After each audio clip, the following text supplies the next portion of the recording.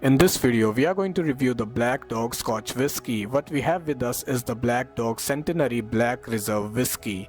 Introduced way back in the year 1883 and its country of origin is Scotland.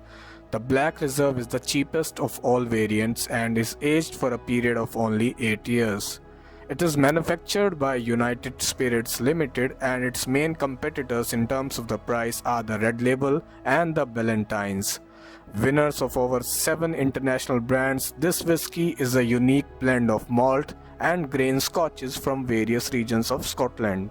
So this is the 750 ml bottle and its alcohol is 42.8%.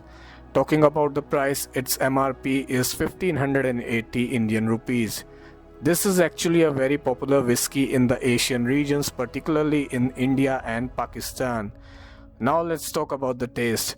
I would say it is slightly bitter, very little smokiness as well, kind of smooth but not very strong. Color is very light and is moderately good for digestion as well. So this was the review of the Black Dog Black Reserve Whiskey. Thanks for watching. Goodbye.